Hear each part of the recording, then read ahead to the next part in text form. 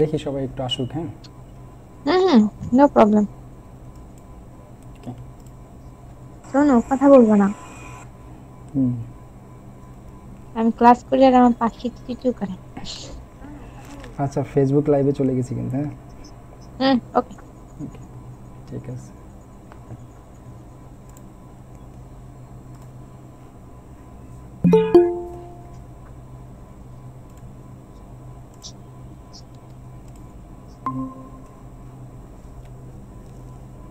আচ্ছা, আসসালামু আলাইকুম। শিশির সাহেব কেমন আছেন? ভালো আছেন? আলহামদুলিল্লাহ ভালো আছি। ভাই কষ্ট, ভাই কষ্ট, সবই কষ্ট দিলেন আপনি। শিশির, মাইক্রোফোনটা একটু জি অফ করে বলেন। দেন, বাইরে থেকে সাউন্ড আসে। হ্যাঁ, পাপিয়া এবং পিয়ুষ আসবে না ক্লাসে? পিয়ুষ আজকে বিজি, পাপিয়া আসবে। পিয়ুষ জয়েন করবো নাকি আমি শিওর না। আচ্ছা, একটু অপেক্ষা করি।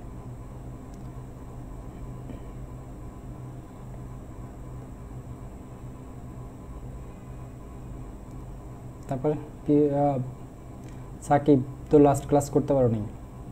শিশির, লাস্ট ক্লাসে নিয়ে কোনো সমস্যা আছে? শিশির, শিশির শুনতে পাচ্ছ? আমার আমার যে আপনি হলো কালকে আমি একটা ছবি ডাউনলোড বা মাইক্রোসফট ওয়ার্ডে নিলাম না, হুম আমি এখন আচ্ছা, যাই ডাউনলোড করতেছি সেটাই মাইক্রোসফট ওয়ার্ডে যাচ্ছে। ঠিক আছে, অসুবিধা নাই, চেক করে দিব আজকেই। এখনই ইয়ে করেন, স্ক্রিন শেয়ার করেন, আমি দেখাই দিচ্ছি এখানে।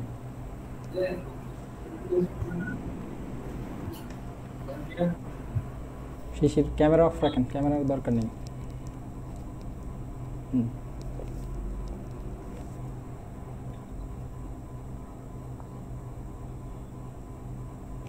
স্ক্রিন শেয়ার করেন শিশির।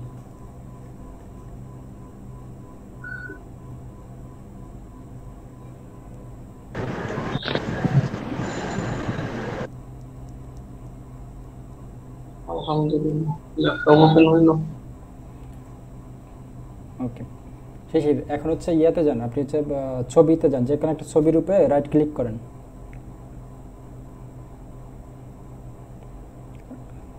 রাইট ক্লিক করেন, তাহলে তো ওপেন হয়ে গেছে। তাহলে কি সমস্যা, কি সমস্যাটা একটু দেখান তো।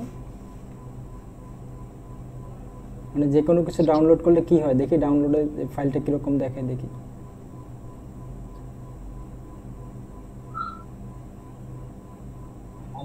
ডাউনলোড করা ফাইল আছে না, ডাউনলোড করা ফাইলটা একটু দেখি।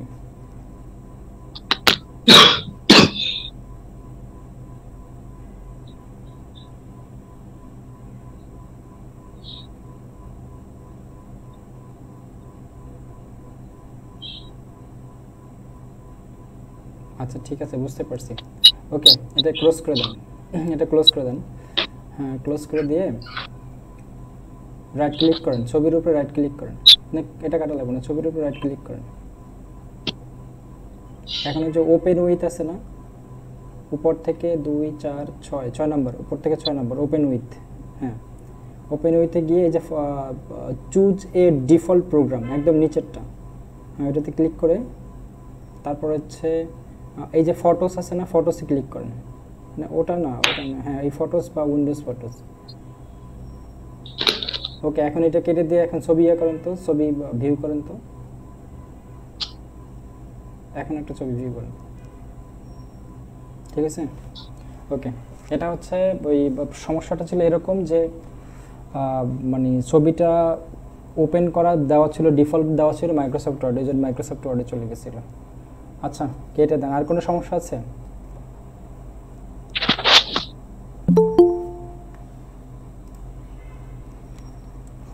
আসসালামু আলাইকুম। পাপিয়া সুলতানা কেমন আছেন?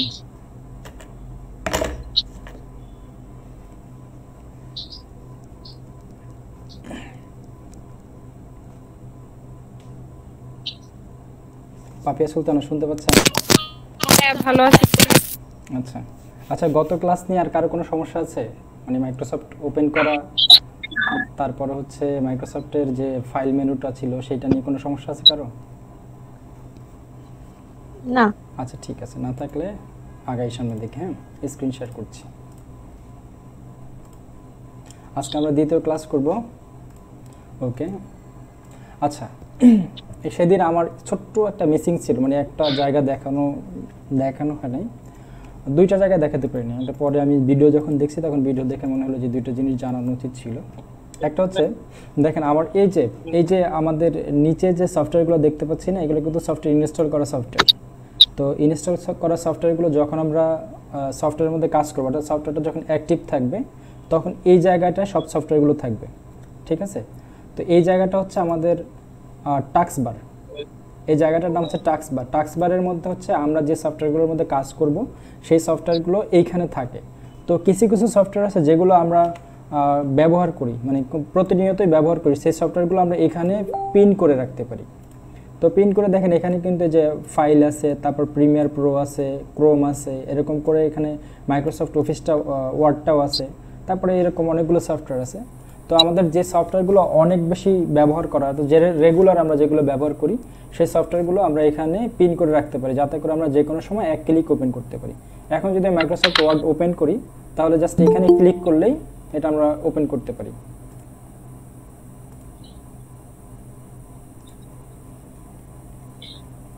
আসসালামু আলাইকুম বাচ্চু ভাই, কেমন আছেন?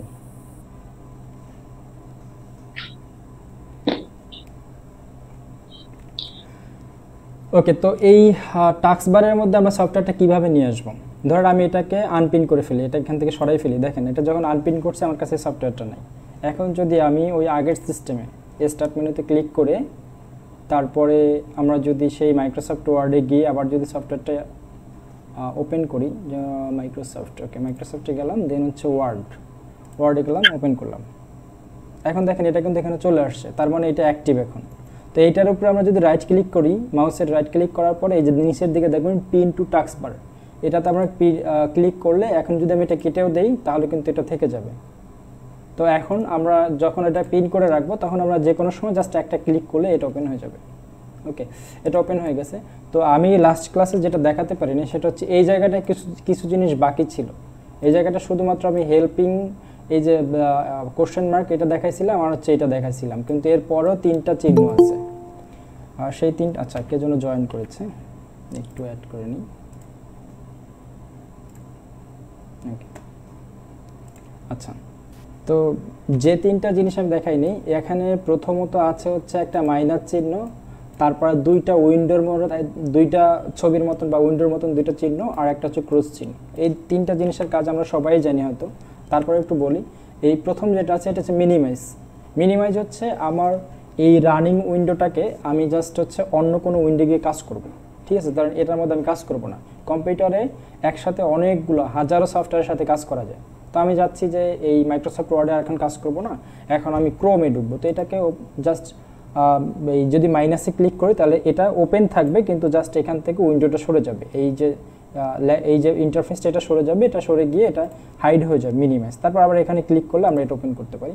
আর তারপরে যেটা আছে সেটা হচ্ছে আপনার রিস্টোর অথবা ম্যাক্সিমাইজ। রিস্টোর ডাউন যখন করি তখন এই উইন্ডোটা ছোট হয়, এখন আমরা এটা যে কোনো জায়গায় রেখে কাজ করতে পারি, একসাথে 2-3টে উইন্ডো নিয়ে কাজ করতে পারবো, ঠিক আছে? আবার যখন এখানে আনবে তখন ম্যাক্সিমাইজ হবে, তখন এটা একেবারে বড় হয়ে যাবে। আর এটা হচ্ছে ক্লোজ, এটা ক্লোজ মানে একেবারে এটা কেটে দেওয়া, ঠিক আছে? এইটুকু আমরা দেখাতে পারিনি। আর আজকের ক্লাসে আমরা দেখব হচ্ছে হোম মেনু।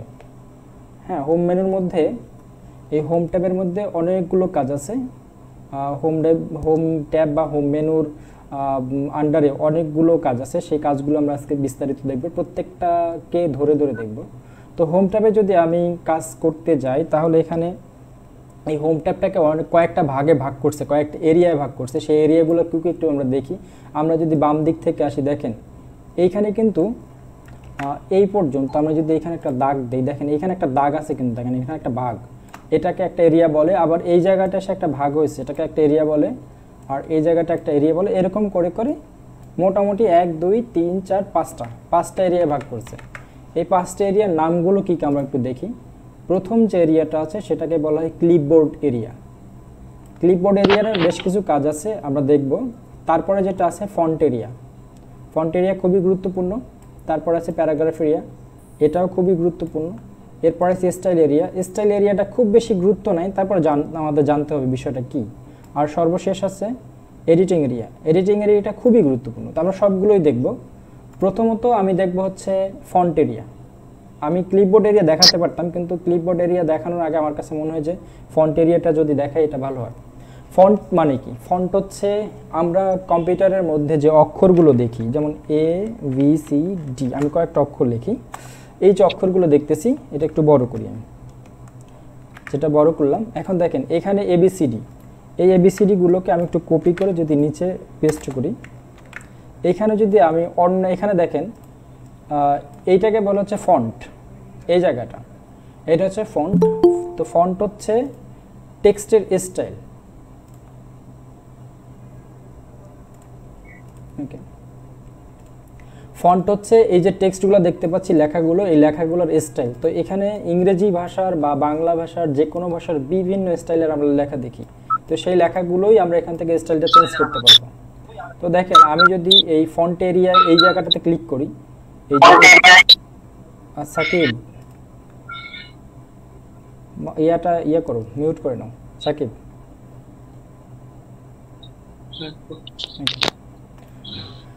তো আমি এই ফন্টগুলো দেখতেছি, এই ফন্টটার নাম হচ্ছে ক্যালিব্রি বডি। এরপরে এখানে যদি আমি অ্যারোতে ক্লিক করি, এখানে অসংখ্য ফন্ট আছে।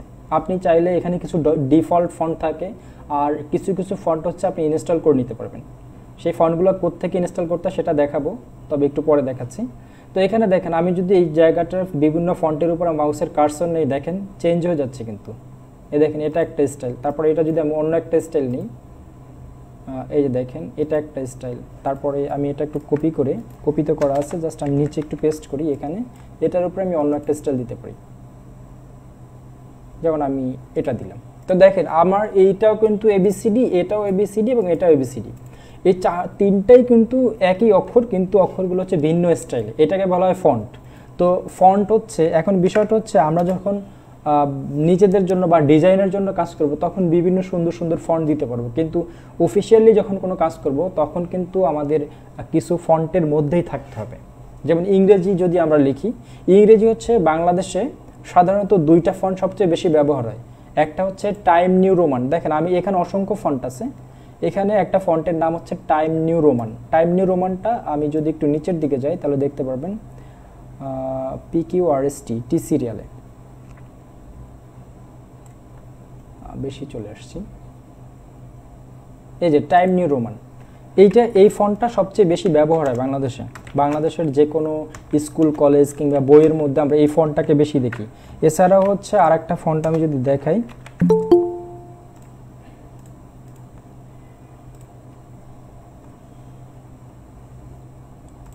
কেমন আছেন স্যার? আমি তো একটু অসুস্থ, এই জন্য আর আমি গেছিলাম একটু 13 নম্বরে, তাই আমার দেরি হয়ে গেছে। অসুবিধা নেই, অসুবিধা নেই, আমরা বেশি কিছু দেখি নাই, আমরা বেশি কিছু দেখি। হ্যাঁ বলেন স্যার। ক্লাসটা তো হচ্ছে ইউটিউবে তো আপলোড করবেন নাকি? হ্যাঁ, ফেসবুকে অলরেডি লাইভ চলতেছে। হ্যাঁ, ফেসবুকে লাইভ চলতেছে। হ্যাঁ, আচ্ছা। তো এখন দেখেন আমরা জাস্ট হচ্ছে আজকে হোম মেনুটা দেখব। আমরা এ পর্যন্ত যতটুকু আমরা দেখছি সেটা হচ্ছে হোম মেনুটা। আমরা তো ফাইল মেনুর কাজ কালকে দেখছি, এখানে কারো কোনো প্রবলেম নাই, আমরা জিজ্ঞেস করলাম, কারো কোনো সমস্যা নেই, সবাই বুঝতে পারছে। এখন আজকে আমরা দেখব হোম মেনুটা, হোম মেনুর কাজ কি সেটা দেখব। তো হোম মেনুটাকে আমি একটু আবার রিপিট করতেছি। হোম মেনুটা হচ্ছে আমরা 5টা এরিয়ায় ভাগ করব, আমরা না, এটা 5টা এরিয়ায় ভাগ করা হয়েছে। তো আমরা সেই 5টা এরিয়া সম্বন্ধে জানবো। দেখেন এখানে আছে ক্লিপবোর্ড এরিয়া, আমরা যদি উপরের দিকে তাকাই, ক্লিপবোর্ড, ফন্ট এরিয়া, তারপর প্যারাগ্রাফ, স্টাইল এবং এডিটিং এরিয়া। তো এই 5টা এরিয়া হচ্ছে আমরা জানলাম। আর এখন যেটা করব সেটা হচ্ছে যে আমরা হোম মেনু সম্বন্ধে জানবো। এখন হোম মেনুর ভেতরে বা হোম মেনুর আন্ডারে কতগুলো ট্যাব বা কতগুলো টুলস আছে, সেই টুলসগুলো সম্বন্ধে জানবো। তো আমরা সেই টুলসগুলো জানতে চাচ্ছি, যেটা এখন হচ্ছে আমরা সর্বপ্রথম জানতেছি ফন্ট এরিয়া সম্বন্ধে। যে ফন্ট এরিয়াটা, ফন্ট এরিয়ার কাজগুলো জানতেছি। তো ফন্ট এরিয়ার মধ্যে প্রথম যেটা আছে সেটা হচ্ছে ফন্ট। ফন্ট মানে হচ্ছে লেখার যে স্টাইল, আমাদের একই দেখা গেছে একই অক্ষরগুলো বিভিন্ন স্টাইলে আমরা বিভিন্ন জায়গায় লেখা দেখি। তো এটাই এখানে দেখেন আমি কিছু লেখা নিয়ে আসছি, এই লেখাগুলো যদি আমি এখান থেকে ফন্ট চেঞ্জ করি, দেখেন এখানে কিন্তু বিভিন্ন স্টাইলের লেখা আসবে। এইটুকুই আমরা দেখছি। আর এখান থেকে আমরা চাইলে যে কোনো স্টাইলের ফন্ট নিতে পারবো। আর এখানে ফন্টগুলো কিছু বাই ডিফল্ট কম্পিউটারের মধ্যে থাকে, আবার কিছু ফন্ট হচ্ছে নিজেদের প্রয়োজনে আমরা বিভিন্ন জায়গা থেকে ডাউনলোড করে ইনস্টল করে দিতে পারি। তো এগুলো আমরা ইনস্টল করা দেখাবো। তো এখন আমরা দেখাচ্ছি জাস্ট ফন্ট চেঞ্জ করা, এবং বাংলাদেশের সাধারণত অফিসিয়ালি কাজগুলোতে কি কি ফন্টগুলো সবচেয়ে বেশি ব্যবহার হয় ইংরেজিতে, সেটা আমরা দেখতেছি। তো বাংলাদেশে অফিসিয়ালি কাজ করতে গেলে সবচেয়ে বেশি যে ফন্টগুলো ব্যবহার হয় সেটা হচ্ছে, আমরা টাইম নিউ রোমানটা দেখছিলাম, TIME। এখানে আমরা কিন্তু সার্চ করেও নিয়ে আসতে পারি। দেখেন এইখানে যদি আমরা কার্সর রাখি তাহলে এখানে কিন্তু আমরা লিখতে পারছি। এখানে আমি কি ফন্ট নিব, টাইম নিউ রোমান, TIME যখন লিখি তখন টাইম নিউ রোমান চলে আসে। ঠিক আছে, এটা হচ্ছে ফন্ট। আর একটা যে ফন্টটা ব্যবহার হয় সেটা হচ্ছে ক্যালিব্রি ফন্ট অথবা হচ্ছে এরিয়াল ফন্ট। এই তিনটা ফন্ট সবচেয়ে বেশি ব্যবহার হয় বাংলাদেশে। এই যে এরিয়াল ফন্ট,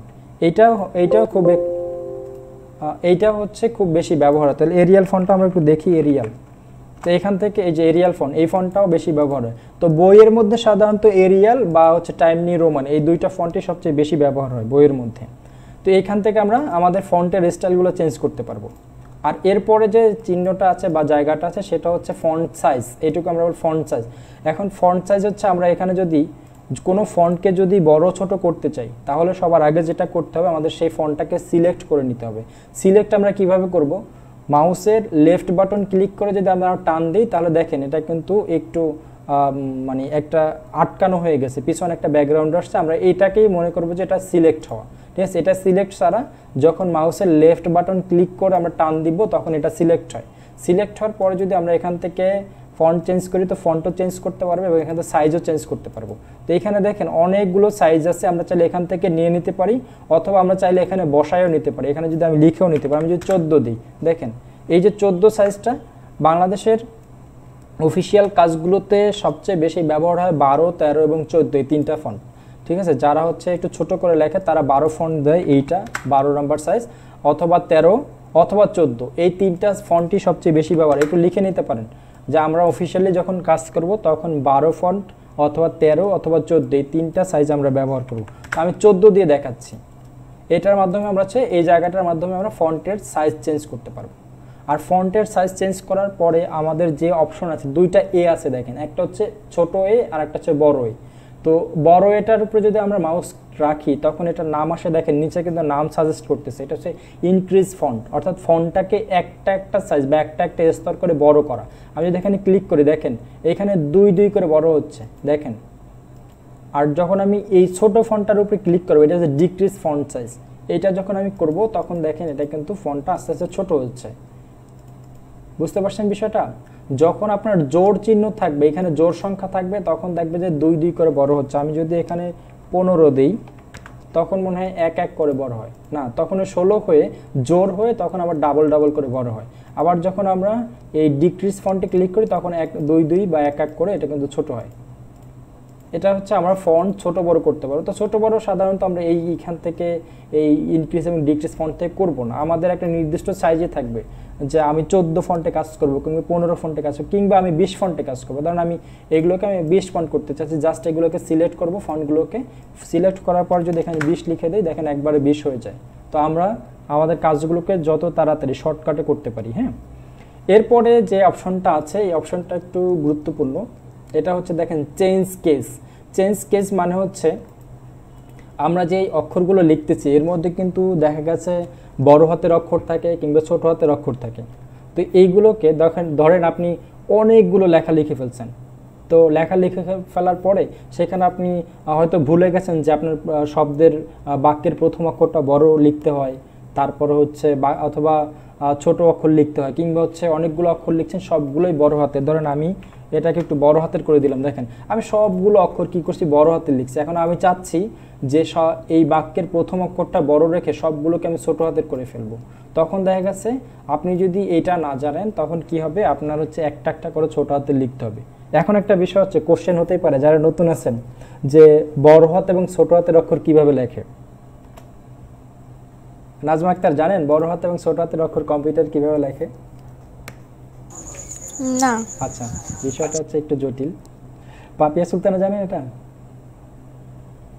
জানি না, তবে মনে হয় মোবাইলের মতোই শিফট অপশন চাকা, দেওয়া শিফট আছে। শিফট শিফট আছে, ক্যাপস লক।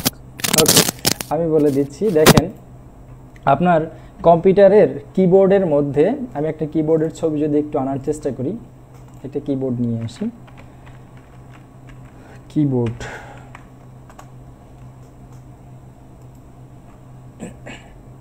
কিবোর্ড নিয়ে একটা ক্লাস থাকবে, ভালো একটা ক্লাস থাকবে, কারণ কিবোর্ডের বিস্তারিত দেখানোর চেষ্টা করব। এখানে দেখেন এটাই হচ্ছে কিবোর্ড। আমি একটু যদি বড় করি, ওকে, এই হচ্ছে কম্পিউটার। শিফট চাপ দিয়ে মানে হ্যাঁ। কোন একটা লেটার লিখলে ওটা মনে হয় বড়, ফার্স্ট একটা হ্যাঁ, ক্যাপিটাল লেটার হয়। হ্যাঁ শিওর।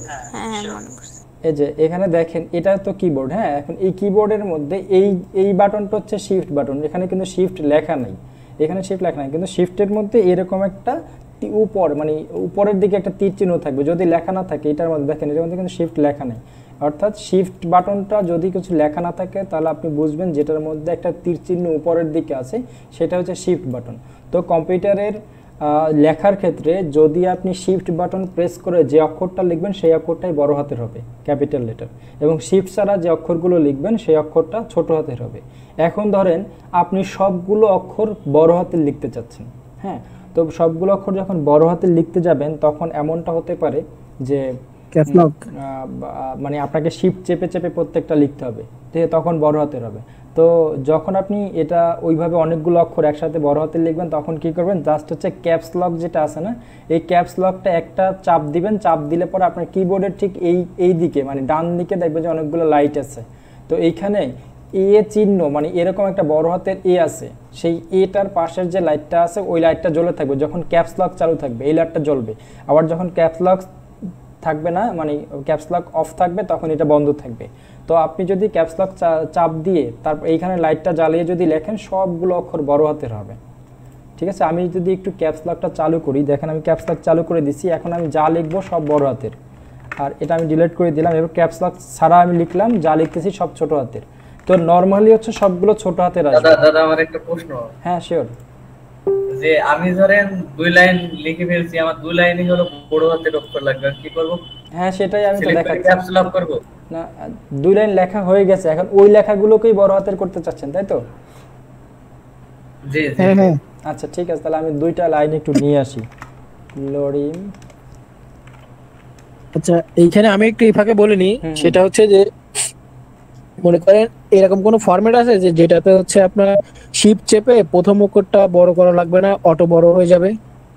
আছে, এটা হচ্ছে এটা অটো। একটু দেখিয়ে দিন। হ্যাঁ শিওর, এটা হচ্ছে অটো কারেকশনের মুহূর্ত আমি দেখাচ্ছি। আমি কয়েকটা লাইন একটু এখানে নিয়ে আসি। হ্যাঁ, আমি এখানে পেস্ট করলাম এই যে লেখাগুলো। হ্যাঁ, তো এই লেখাগুলো আমি চাচ্ছি যে এই লেখাগুলো সব বড় হাতের হয়ে গেছে। দেখেন আমার এই লেখাগুলো তো সব আমি এক ক্লিকে সব বড় হাতের করে ফেলছি। এখন আমি চাচ্ছি যে এতগুলো লেখা আমি সব বড় হাতের লিখছি, এখন আমি চাচ্ছি যে আমার শুধুমাত্র লাইনের প্রথম অক্ষরটা বড় হাতের থাকবে, বাকি সব ছোট হাতের থাকবে, এটাই তো। তো আমি এই লেখাগুলো ধরেন আমি এই লেখাগুলো সব সিলেক্ট করছি। এখন দেখেন একটা জিনিস সবাই একটু যারা নতুন আছেন তাদের একটু লিখে নেওয়া উচিত, সেটা হচ্ছে যে যদি লেখা থাকে অনেকগুলো লেখা থাকে সেই সবগুলো লেখাকে আপনি সিলেক্ট করতে চাচ্ছেন, জাস্ট কন্ট্রোল এ চাপ দিলে, কন্ট্রোল আর এ চাপ দিলে মানে কম্পিউটারে যে সিটিআরএল বাটনটা থাকে, সিটিআরএল এই বাটনটার সাথে যদি একসাথে চেপে ধরে যদি এ চাপ দেন তাহলে কিন্তু সব একেবারে যা আছে সবগুলো সিলেক্ট হয়ে যাবে। এখন আমি কন্ট্রোল এ চাপ দিলাম, দেখেন আমার কিন্তু সবগুলো সিলেক্ট হয়ে গেছে। তো আমার যেই লাইনগুলো মানে প্রথম অক্ষর বড় হাতের রেখে সবগুলো ছোট হাতের করতে হয় সেই লাইনগুলো আমি সিলেক্ট করলাম। সিলেক্ট করার পরে আমি জাস্ট এই কেসে যাব। কেসে যাওয়ার পর দেখেন প্রথম যে অপশনটা আছে সেটা হচ্ছে সেন্টেন্স কেস। সেন্টেন্স কেস মানে কি, আমরা যদি এই লেখাটার দিকেই তাকাই সেন্টেন্সের এসটা বড় হাতের, দেখেন বাকি সব ছোট হাতের। সেন্টেন্সের প্রথম অক্ষরটা বড় হাতের থাকে, বাকিগুলো সব ছোট হাতের থাকে, এই জন্য এটা সেন্টেন্স কেস। আমি এইটাতে ক্লিক করে দেখেন আমার প্রথম অক্ষরটা কিন্তু বড় হাতের, এরপরে দেখেন এই জায়গাটা এসে শেষ এই লাইনটা, তারপরে লাইন শুরু হচ্ছে এটা কিন্তু বড় হাতের হয়ে গেছে। আবার দেখেন যেখানে লাইন শেষ হচ্ছে ওই জায়গাটায় কিন্তু শুধুমাত্র বড় হাতের হয়েছে, বাকিগুলো এই দেখেন এই জায়গাটা বড় হাতের হয়ে গেছে, বাকিগুলো সব ছোট হাতের হয়ে গেছে। এইটা হচ্ছে সেন্টেন্স কেস। তো শিশির আনসার পেয়েছেন? জি আমিও পাইছি। ওকে ঠিক আছে, এখন ধরেন আচ্ছা শিশিরেরটা তো বুঝলাম না, ওর সবগুলো বড় হাতের করলেন কিভাবে? আপনি তো সব ছোট হাতেরটা দেখাই দিয়েছেন। হ্যাঁ আমি সেটাই আমি দেখাচ্ছি, আমি ওটা জাস্ট শর্টকাটের মাধ্যমে করছি। আমি প্রত্যেকটা শর্টকাটই বলে দিব, একটু ম্যানুয়ালি কাজগুলো করেন, তারপর হচ্ছে আর 3-4টা ক্লাসের পরে শুধু শর্টকাট শেখাবো। হ্যাঁ, জাস্ট হচ্ছে আমার টাইপিংটা আপনাদের হাতের মধ্যে নিয়ে আসা। আচ্ছা এইখানে হচ্ছে এইখানে আপনি সবগুলো বড় করছেন কোন ফাংশন থেকে, ওই যে ইসে থেকে, এই কেস থেকে? হ্যাঁ কেস থেকে। এটা হচ্ছে এই যে দেখেন আপার কেস, আমি একটু নিচে আসি, নিচে আসলেই বুঝতে পারবেন। তো আমি আবার সবগুলো কন্ট্রোল এ দিয়ে সবগুলো সিলেক্ট করছি। এখন চাচ্ছি আমার লেখা যা আছে সবগুলো ছোট হাতের হবে, ঠিক আছে। আমি জাস্ট হচ্ছে এখানে যাব, দেখেন নিচে আছে lower case. Lower case means হচ্ছে দেখেন প্রত্যেকটা অক্ষর ছোট হাতের। আমি যদি এটা ক্লিক করে দেখেন আমার কোনো অক্ষর ছোট হাত বড় হাতের নেই, বুঝতে পারছেন? দেখেন আমার সবগুলো অক্ষর কিন্তু ছোট হাতের হয়ে গেছে। জি ওকে। তারপরে যে অপশনটা আছে সেটা হচ্ছে আপার কেস। আপার কেস মানে হচ্ছে সব বড় হাতের। এখানে দেখেন এই লাইনের মধ্যেই কোথাও কিন্তু ছোট হাতের কোনো অক্ষর নাই। যদি ক্লিক করে দেখেন সব বড় হাতের হয়ে গেছে। এভাবেই কিন্তু আমি ওইখানে মেবি একটা ইনস্ট্রাকশন দেওয়া আছে, সব ছোট হাতের সব বড় হাতের, বা প্রথমটা ছোট হাতের প্রথমটা বড় হাতের। এই লাইনের মধ্যে তাকালেই যে কোনো আমরা ইলেকট্রিক ডিভাইস যখন ব্যবহার করব, প্রত্যেকটা ডিভাইস আপনি যেখানেই ক্লিক করেন না কেন, প্রত্যেকটা ক্লিকে, মোবাইলেও যদি আপনি বাটনে প্রেস করেন, প্রত্যেকটা বাটন কিন্তু ক্লিক করার পরে বলে দেয় যে আপনার এরপরে কি হতে পারে, ঠিক আছে। তো এখানেও দেখেন আপনি যখন এই যে আপার কেসের কাছে নিয়ে আসবেন, আপার কেসে আনছেন, দেখেন প্রত্যেকটা অক্ষর বড় হাতের। তারপরে দেখেন পরেরটা আছে ক্যাপিটালাইজ ইচ ওয়ার্ড, অর্থাৎ প্রত্যেকটা ওয়ার্ডের প্রথম অক্ষরের একটা কি ক্যাপিটাল হবে। দেখেন এখানে এই লাইনটার দিকে যদি আমি তাকাই, এই লাইনটা কি আছে, প্রত্যেকটা অক্ষর বড় হাতের আছে, মানে ওয়ার্ডের প্রত্যেকটা অক্ষর বড় হাত। আমি যদি ক্লিক করে দেখি, দেখেন প্রত্যেকটা এখানে লরিম, ইপসাম, ইজ, সিম্পলি, প্রত্যেকটা অক্ষর কিন্তু শব্দের প্রথম অক্ষর বড় হাতের হয়ে গেছে। এরপর আমি আবার কন্ট্রোল এ দিয়ে সবগুলো সিলেক্ট করলাম। সিলেক্ট করার পরে দেখেন পরেরটা আছে টুগল কেস। টুগল কেসের মানে হচ্ছে টি, মানে প্রথম অক্ষরটা ছোট হাতের হবে, বাকিগুলো সব বড় হাতের হবে। এখানেই দেখেন এই টুগল কেসটাই লেখা আছে, দেখেন প্রথম অক্ষরটা ছোট হাতের, তারপর সবগুলো হচ্ছে বড় হাতের। আমি যদি এভাবে দেই, এবার দেখেন প্রত্যেকটা অক্ষর কিন্তু এই যে ইপসামের আইটা ছোট, এটার আই ছোট, সবগুলো কিন্তু ছোট হাতের হয়ে গেছে। আচ্ছা এই টুগল কেস এই ল্যাঙ্গুয়েজ মানে এই ফরম্যাটটা কোন দেশে ইউজ হয়? এটা এক্স্যাক্টলি আমার জানা নেই, ঠিক আছে। জাস্ট এটা হচ্ছে এই যে আমাদের আমাদের যে লেখার ফরম্যাটটা, এই ফরম্যাটের মধ্যে এই কেস, এটাকে বলে কেস, জাস্ট কেসটাকে চেঞ্জ করা। এটা হচ্ছে সেন্টেন্স। এখন তাহলে আমি সেন্টেন্স কেসে এটা ট্রান্সফার করে ফেললাম। হ্যাঁ, তাহলে আমাদের এখানে কি কি আছে, sentence case, lower case, upper case, capitalize each word এবং টুগল কেস। হ্যাঁ, তাহলে সেন্টেন্স কেস হচ্ছে প্রথম অক্ষর বড় হাতের, বাকি সব ছোট হাতের। লোয়ার কেস হচ্ছে সবগুলো ছোট হাতের। আপার কেস হচ্ছে সবগুলো বড় হাতের। ক্যাপিটালাইজ ইচ ওয়ার্ড হচ্ছে প্রত্যেকটা ওয়ার্ডের প্রথম অক্ষর বড় হাতের। তারপর টুগল কেস হচ্ছে প্রথম অক্ষর ছোট হাতের, বাকি সব বড় হাতের। তো এই জায়গাটা নিয়ে আর কোনো কনফিউশন আছে কারো? না। ওকে, ডান। এরপরে যেটা আছে ক্লিয়ার অল ফরম্যাটিং, আমি এটা দেখাচ্ছি, আমি এই যে ক্লিপবোর্ডটা দেখিয়ে এই জাস্ট এটা দেখাবো। হ্যাঁ, কারণ এইটা করাইয়ে যদি এটা দেখাই তাহলে এটা আরো অনেক ভালো হবে, বুঝতে সুবিধা হবে। এরপরে আমি একটু নিচে যাই। নিচে দেখেন নিচের যে লাইনটা আছে, এখানে দেখেন বি আছে, আই আছে, ইউ আছে, তারপর কিছু লেখা আছে। এখন এগুলোর সংকেতগুলো আসলে কিসের সেটা একটু দেখি। তো ধরেন আমি একটা কিছু লিখতেছি। হ্যাঁ, আমি ধরেন একটা নোট, একটা শিট, কিংবা হচ্ছে কিছু একটা প্রেজেন্টেশন লিখবো আমি এখানে। হ্যাঁ, লেখার সময় দেখেন আমরা কিন্তু আমাদের যে হেডলাইনটা আছে সেই হেডলাইনটা কিন্তু একটু মোটা করে লিখি, একটু বড় করে লিখি, তাই না? তো আমার এখানে সবগুলো অক্ষর আছে 12টা, আমি 14 করে দিই। 14 করে দেওয়ার পর আমার এই যে হেডলাইনটা, আমি এইটাকে হেডলাইন মনে করতেছি। এই হেডলাইনটাকে আমি চাচ্ছি যে একটু বড় রাখবো, তাহলে এখানে যদি 14 থাকে আমি এটাকে 16 করে দিই। দেখেন আমি কিন্তু এই জায়গাটাকে আগে সিলেক্ট করে নিচ্ছি। সিলেক্ট ছাড়া কিন্তু আপনি যদি এখানে অক্ষরের সাইজ ছোট বড় করেন, এখানে ছোট বড় হবে না, আপনাকে অবশ্যই সিলেক্ট করে নিতে। আমি সিলেক্ট করে নিলাম। সিলেক্ট করার পরে আমি এটাকে 16 করে দিলাম। 16 লিখে জাস্ট ইন্টার প্রেস করলাম, দেখেন এটা বড় হয়ে গেছে। এখন বড় হয়ে গেছে, এইটাকে চাচ্ছি আমি একটু মোটা দেখাতে, যে আমার এই অক্ষরগুলো একটু মোটা দেখাবে। এটা হচ্ছে এই যে বি আছে না, বোল্ড, এই বোল্ডে ক্লিক করলে দেখেন এখন লেখাটা কিন্তু একটু বড় হয়েছে। যেমন কোনো কোম্পানি সম্বন্ধে যদি আমি লিখতে চাই, কোনো অধ্যায় সম্বন্ধে যদি লিখতে চাই, কোনো চ্যাপ্টার বা কোনো কিছু যদি লিখতে চাই, বা হেডলাইন, হেডলাইনটা লিখতে গেলে আমাদের কিন্তু হেডলাইনটা একটু মোটা করতে হয়। তো আমি এটাকে একটু মোটা করে দিলাম। আমি চাইলে এটাকে আর একটু বড় করে দিতে পারি। এখন 16 আছে, এখানে 18 করে দিই, কিন্তু এটার জন্য আমার বডির টেক্সটের সাথে সামঞ্জস্য থাকে। দেখা গেছে আমার বডির টেক্সট 12 আর এটাকে আমি দিয়ে দিলাম 24, কথার কথা, ঠিক আছে? তখন কিন্তু একটু দেখতে খারাপ লাগতে পারে। তো যেভাবে দেখতে ভালো লাগে, হ্যাঁ, আপনার চোখ যখন মনে হবে যে লেখাটা সুন্দর হচ্ছে, তখন এটা আপনার কাছে মানে সবার কাছেই ভালো লাগবে। তো এটা একটু খেয়াল করবেন। তো এটা হচ্ছে বোল্ড। আর বোল্ডের একটা শর্টকাট আছে, কন্ট্রোল বি। কন্ট্রোলের সাথে যদি বি প্রেস করেন, সিটিআরএল, কিবোর্ডের যে সিটিআরএল বাটনটা আছে, আমি যদি কিবোর্ডটা একটু দেখাই, কিবোর্ডটা কি আমি হারিয়ে ফেললাম, আচ্ছা নিয়ে আসি। এই যে কিবোর্ডটা, এই কিবোর্ডের যে সিটিআরএল বাটনটা আছে, এখানে মানে সিটিআরএল বাটনটা দেখা যাচ্ছে না। আচ্ছা আমি অন্য একটা কিবোর্ড নিয়ে আসি। ওকে, কিবোর্ড,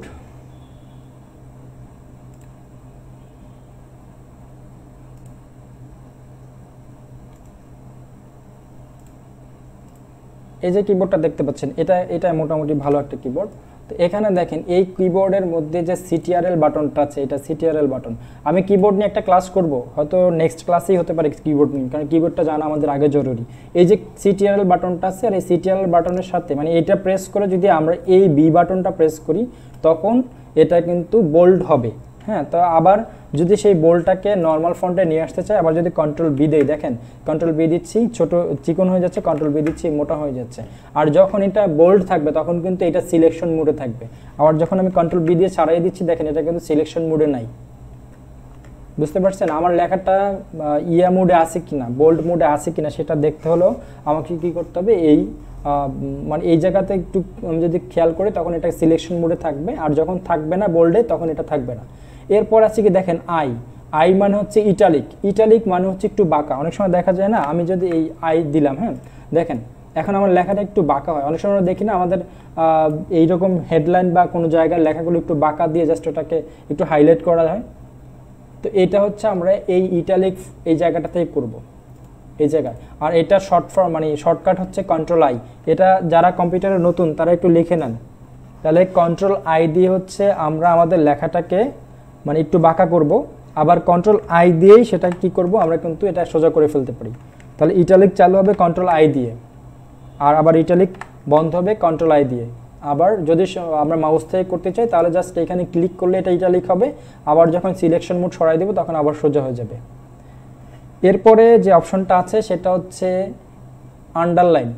আমরা আমাদের লেখার নিচে কিন্তু অনেক সময় আন্ডারলাইন ব্যবহার করি, তো সেই আন্ডারলাইনটা আমরা এইভাবে ব্যবহার করতে পারি। জাস্ট ইউতে যদি ক্লিক করি দেখেন আমার লেখার নিচে কিন্তু একটা আন্ডারলাইন হয়ে গেছে।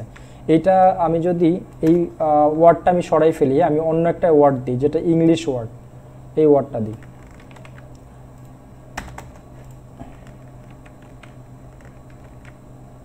তো এটা কিন্তু দেখেন সবগুলো আছে কি, এটা হচ্ছে লোয়ার কেস আছে। এটাকে আমি একটু সেন্টেন্স কেস করে ফেলি, সেন্টেন্স কেসটা আমি এটাকে আপার কেস দিই। আপার কেস মানে হচ্ছে আমরা যখন হেডলাইনটা দেবো আপার কেস দিলে অনেক সময় দেখা যায় ভালো দেখায়। তো এটাকে আমি যদি এখন আন্ডারলাইন দিই, দেখেন ওইটা আসলে ইংরেজি, এই যে লরেম ইপসামটা আসলে ইংরেজি ল্যাঙ্গুয়েজ ছিল না, ইংরেজি ল্যাঙ্গুয়েজের ওয়ার্ড ছিল না, দ্যাটস হচ্ছে কিন্তু নিচে একটা দাগ আসছিল, এটার নিচে দাগ নেই, এখন আন্ডারলাইনটা ভালোভাবে দেখা যাচ্ছে। তো এটাকে যদি আমি একটু বোল্ড করে দেই, একটু ইটালিক করি, তখন এরকম লাগবে। ঠিক আছে, তো অনেক সময় দেখা যাচ্ছে লেখাকে অনেক সুন্দর দেখানোর জন্য, সুন্দর করে ডিজাইন করার জন্য এরকম করতে হয়, ইটালিক করতে হয় এবং আন্ডারলাইন দিতে হয়। এরপরে যে অপশনটা আছে দেখেন, এটা হচ্ছে স্টিক থ্রো। স্টিক থ্রোটা আসলে কখন ব্যবহার করা হয়, ধরেন আমরা কোনো শোরুমে গেলাম, হ্যাঁ শোরুমে যাওয়ার পরে কোনো একটা প্রোডাক্টের দাম ছিল আগে 300 টাকা, এখন সেই 300 টাকাটা বাদ দিয়ে এখন সেটার দাম হচ্ছে 200 টাকা। তার মানে হচ্ছে এই যে 300 টাকা আগে ছিল সেই টাকাটা এখন হয়ে গেছে তো কত, 200 টাকা। তাহলে এইটা কিভাবে বোঝা, আপনি দেখবেন যে ওদের ব্যানারগুলোতে যদি খেয়াল করেন তখন এই যে আমি এখানে যদি ক্লিক করে দেখেন এই 300টা কিন্তু কেটে দিয়েছে, 300টা কেটে দেওয়ার পরে এটার পাশে 200 লিখে দিয়েছে। তার মানে হচ্ছে আগে 300 ছিল, এখন আর 300তে বিক্রি হচ্ছে না, এখন 200তে বিক্রি হচ্ছে। তো এইরকম কোনো লেখার মধ্যে যদি কাটা দাগ বা একটা দাগ দিতে ইচ্ছা হয় বা প্রয়োজন হয় তখন আমরা এইটাকে ব্যবহার করব, স্টিক থ্রো। বোঝা গেছে? উচ্চারণটা বুঝি নাই, কি স্ট্রিক থ্রো। এই যে আমি এখানে স্টিক থ্রো, হ্যাঁ এখানে যদি মাউস পয়েন্টার রাখি তাহলে এখানে দেখতে পাচ্ছেন স্ট্রিক থ্রো, STRIKE, তারপর THROUGS, স্ট্রিক থ্রো। স্ট্রিক থ্রোটা হচ্ছে cross something out by drawing a line through it. এটার মানে বিশ্লেষণটা হচ্ছে এরকম, ডিসক্রিপশনটা যে cross something out by drawing a line through it. তো এটা জাস্ট একটা লাইনের মাধ্যমে এটা ক্রস করে দেওয়া, 300 ছিল এখন 200 টাকা। তো এইভাবে হচ্ছে আমরা যদি কোনো লেখাকে ক্রস করে দিতে চাই তখন, যেমন অনেক সময় দেখা গেছে আমরা যখন সৃজনশীল কোনো কিছু পড়তাম তখন দেখা গেছে ওই সৃজনশীলের মধ্যে বা আমাদের যে টপিকটা ছিল সেই টপিকের মধ্যে যদি কোনো একটা কঠিন শব্দ থাকতো সেইটাকে আমরা কেটে দিয়ে একটা সহজ শব্দ এখানে বসাই দিতাম।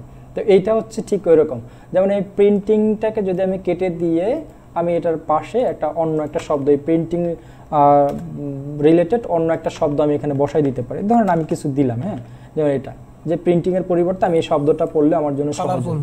হ্যাঁ, এটাই ঠিক আছে।